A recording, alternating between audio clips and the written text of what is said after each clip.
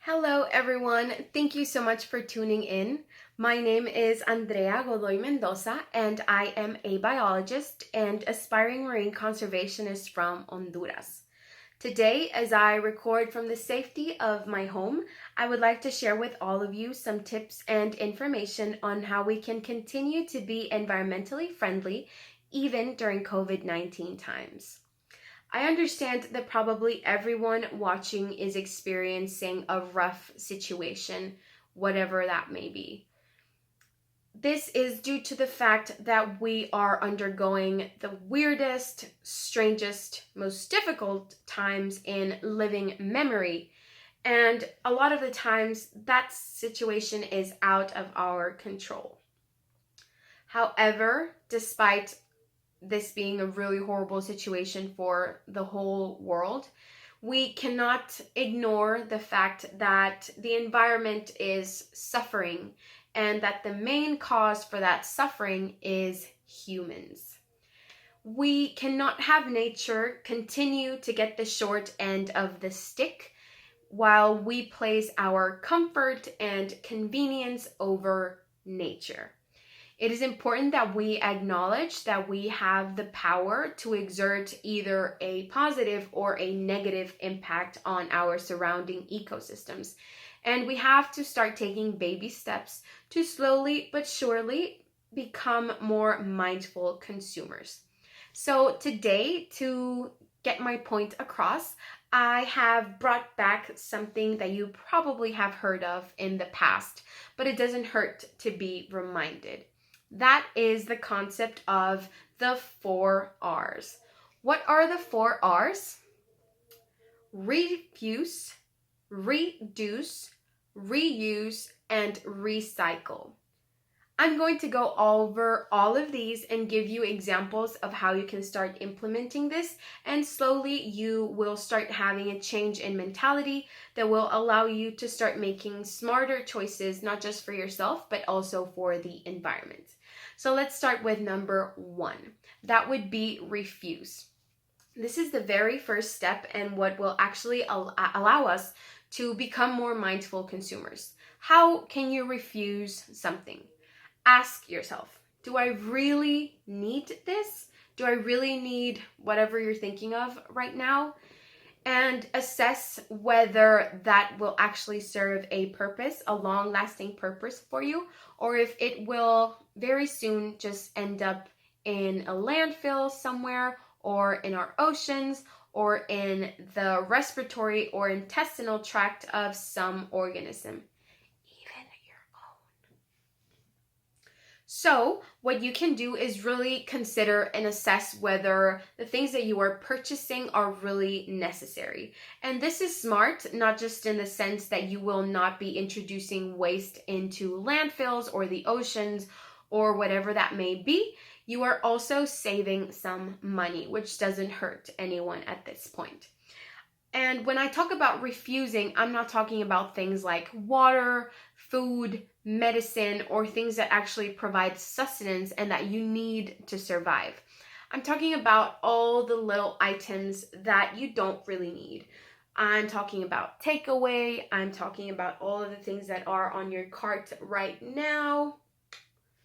You really don't need those things. So ideally, just don't buy anything that will create waste. Number 2, reduce. If you absolutely must buy something, make sure that you are buying the appropriate quantities and that you are not buying so much that this will eventually become waste. And if it is something that is harmful for the environment, like single-use plastics, just start to slowly reduce the consumption or the purchasing of all of these items or substances.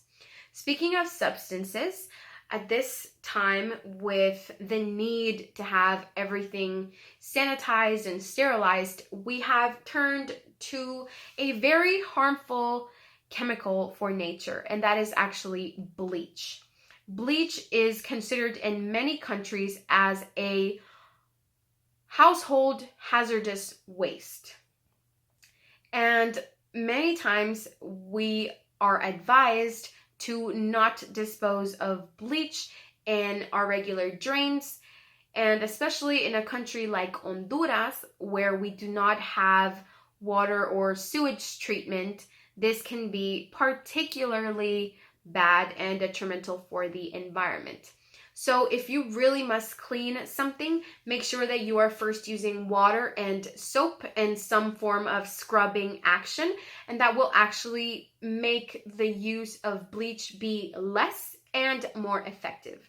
There are a bunch of resources online that you can access to figure out what are the appropriate non-harmful concentrations for humans, and there are other alternatives that are biodegradable or bio-friendly that you can turn to as well.